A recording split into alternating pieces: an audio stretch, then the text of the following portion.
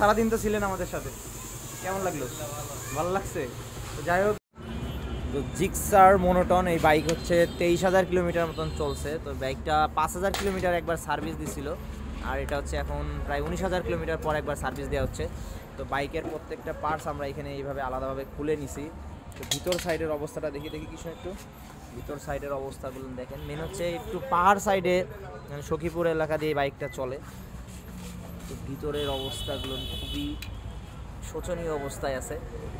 আর এই head rubber, Gixxer bike 4V bike যারা use করেন একটু খেয়াল রাখবেন, এই হেড রাবারটা কিন্তু লিক করে। লিক করলে কি হয়, ইঞ্জিন অয়েলগুলো এখান থেকে বের হয়ে যায়। দেখেন কি অবস্থা, কি লেভেলের ময়লাটা জমছে। তো বাইকের সার্ভিস যারা না করেন তাদের জন্য বলছি, নাট বোল্টগুলো খুব হার্ড হয়ে যায়। দেখেন এই নাট খুলতে যে অনেক প্রেশার দিয়ে নাটগুলো খোলা লাগছে। ভিতর সাইডের অবস্থাগুলো দেখেন। তো মেন হচ্ছে এই পুরা বাইকটা আমরা কিভাবে কি কাজ করব আপনাদের দেখাবো, সাথে থাকবেন। তো মেন হচ্ছে পুরা ক্লিন করব।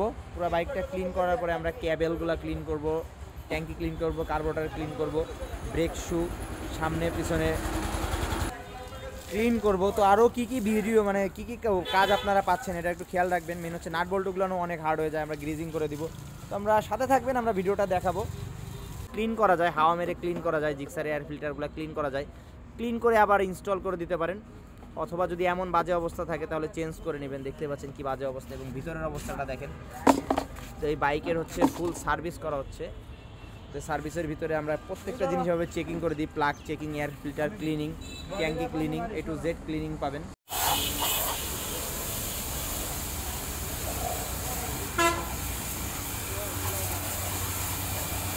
তো হাই ফোর্সের পানি দিয়ে এটা এইভাবে ভালো করে ক্লিন করে নেওয়া হবে 1-1.5 ঘন্টা ধরে। যে বডিটা ক্লিন করতে করতে এই সাইড দিয়ে আপনার যে প্লাস্টিক পার্টসগুলো আছে, এই প্লাস্টিক পার্টসগুলো ভালো করে ক্লিন করা হচ্ছে। তো আজকের ভিডিওটা বেশি বড় করব না, ছোট্ট ভিডিও করব। মেন হচ্ছে ক্লিনিংয়ের ভিডিওটা আমরা অনেকবারই দিছি। তো সুন্দর করে ক্লিন করা হবে, এবং বডি পার্টসটা এইভাবে আগে পানি দিয়ে ভালো করে ময়লাগুলো বের করে এরপরে হচ্ছে লিকুইড দিয়ে ধোয়া হবে। দেখতে পাচ্ছেন কী লেভেলের ময়লা আছে বাইকে। তো আমরা ভিতর সাইডগুলো এবং ইঞ্জিন সাইডগুলো ভালো করে অলরেডি ক্লিন করছি, তো আরও ক্লিন করতেছি। তো আজকে ভিডিওতে আমরা ওয়াশ সাইডটা দেখাচ্ছি না, ওই পাশে ট্যাঙ্কি ক্লিন হচ্ছে, এই পাশে ভিতরের ময়লাগুলো ক্লিন হচ্ছে। তো যে লেভেলের ময়লা ছিল ভিতরে সেটা ক্লিন করতে অনেক সময়ের বিষয়। মানে আউটসাইড বডি পার্টগুলো ধোয়া হচ্ছে। কার্বোরেটরের অবস্থাটা দেখেন, কার্বোরেটরের কালার পুরো ডিসকালার হয়ে গেছে।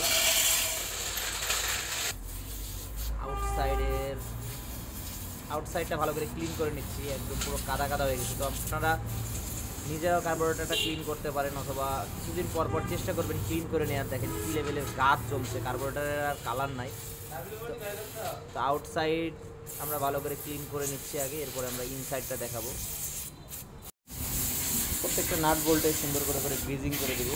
তো ভিডিও বড় করবো না, আমরা প্রত্যেকটা কাজে এইভাবে করবো। এত বড় ভিডিও করতে গেলে আসলে কেউ দেখবেন না। আমরা প্রত্যেকটা জায়গায় এইভাবে গ্রিজিং করে ইনস্টল করে দিব প্রত্যেকটা nut bolt.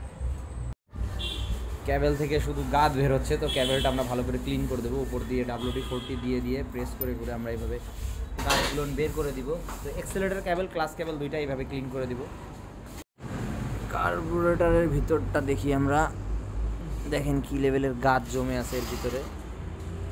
Fluid pin, jet pin, সব কিছুতেই ময়লার অভাব নাই, একদম স্তরে স্তরে ময়লা। তো আমরা এটা ভালো করে অ্যান্টিরাইজ দিয়ে ক্লিন করব, এটা ক্লিন করে আবার ইনস্টল করে দেবো। তো এই ফুল সার্ভিসের ভিতরে আপনারা কার্বোরেটর ক্লিনিংটা পাবেন। আমরা ক্লিন করার পরে আবার দেখাবো। নাট বোল্টের ভিতর থেকে দেখেন কী লেভেলের ময়লা বেরোলো। তো যে জংগুলো ছিল আমরা কেরোসিনে ভিজায় রাখছিলাম, দেখেন কার্বোরেটরের ভিতর দিয়ে কী বেরোচ্ছে। তো কার্বোরেটরটা আমরা ভালো করে ক্লিন করব। কার্বোরেটর পিস্টনটা, ও মাই গড, দেখলে তো ফুয়েল ট্যাঙ্কিটা ক্লিন করতেছি আমরা। তো মেন হচ্ছে এই বাইকটা বাইরে থেকে যে লোকাল তেলটা ইউজ করে। তো যারা লোকাল তেলটা ইউজ করেন, তো অলরেডি আমরা দেখাচ্ছি যে কী বেরোবে এই ট্যাঙ্কি থেকে।